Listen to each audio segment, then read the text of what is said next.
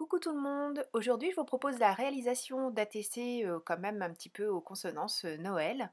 Pour ça je réalise un fond à la peinture, je suis sur un papier China Douglas 300 grammes, vous savez que j'adore ce papier, surtout que là il va falloir que mes petites ATC se tiennent bien, donc ce papier est parfait. Et je réalise un fond avec le rouleau dur et différents coloris de peinture Paper Arty. Alors pour tout vous dire, j'ai vu une vidéo, j'ai trouvé que c'était génial, je me suis dit: «Allez, je me lance». Bon, je me lance pour la première fois avec vous, il y a des progrès à faire. Je pense que de me mettre, directement sur la plaque de verre, c'était peut-être pas ce qu'il y avait de mieux parce que c'est un peu raide et la peinture, n'accroche pas forcément très bien sur mon rouleau ou c'est le rouleau qui ne va pas, je ne sais pas. Enfin non, il va très bien ce rouleau d'habitude, je vois pas pourquoi il n'irait pas cette fois-ci. Enfin, toujours est-il que, plus loin dans la vidéo, je me mets sur un fond un peu plus souple et que j'ai l'impression que ça va mieux quand même.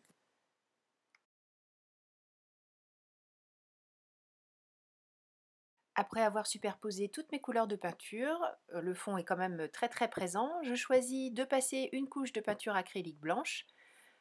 Alors là pour le coup je suis sur comme je vous disais, sur ce fond un peu plus souple et je trouve que c'est trop blanc. Alors je vaporise tout de suite de l'eau avant que ce soit sec et avec un petit chiffon, j'enlève le surplus de peinture et je retrouve un fond très pastel et j'aime beaucoup. Je suis vraiment contente du résultat. Même si ça partait plutôt moins bien que ce que j'avais imaginé, le résultat me plaît beaucoup. J'ai commencé à couper mon papier, puis je me suis dit: «Non mais n'importe quoi, il faut finir de l'habiller ce papier». Alors j'utilise d'abord des tampons 100% tout en colle, le fameux manuscrit fin que je mets dans quasiment toutes mes réalisations. Ça, c'est le tampon petite fleur. Je vais également utiliser le tampon de la dernière box. Je prends pour ça des encres Versafine clair.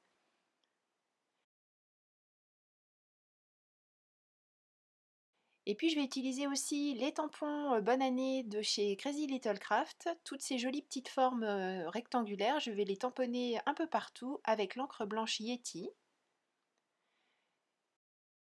Et enfin, pour amener une note vive, j'utilise cette encre Archival et le fond, le mini fond numéro 1 de chez Crazy Little Craft. Ce sont de jolies petites étoiles.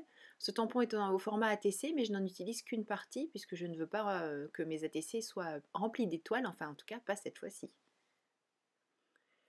Je peux maintenant découper, d'autant que là mon papier a eu le temps de sécher parce que la première coupe que j'ai faite, j'ai enlevé une partie du papier parce que la peinture n'était pas bien sèche. Et je vais commencer à tamponner le devant. Pour ça j'utilise des tampons de chez Paper Arty. Et l'encre, c'est l'encre hybride de chez My Favorite Things.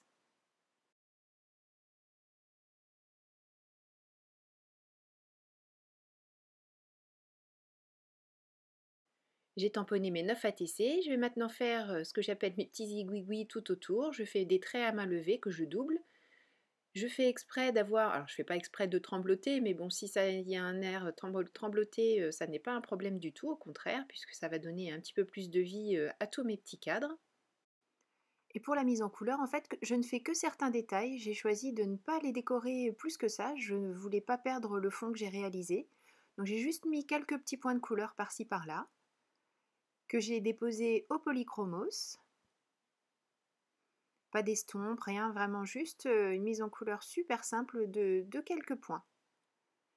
Et puis par contre, pour amener de la lumière, j'ai utilisé mon Posca pour refaire quelques détails, notamment le blanc des yeux et puis des éléments sur leurs vêtements, pour apporter ces petits points de lumière qui font que ça réveille un petit peu le tout.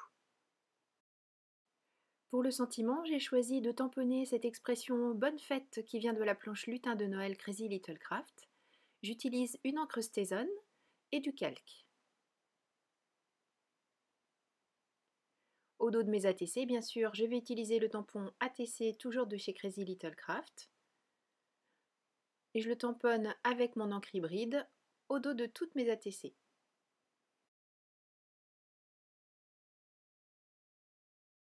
J'ai découpé tous mes morceaux de calque que je fixe maintenant avec une agrafe. Et l'agrafe apporte un tout petit côté brillant que j'aime bien.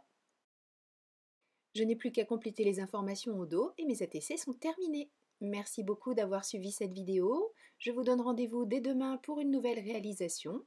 D'ici là, prenez bien soin de vous, créez et partagez. Gros bisous, à demain!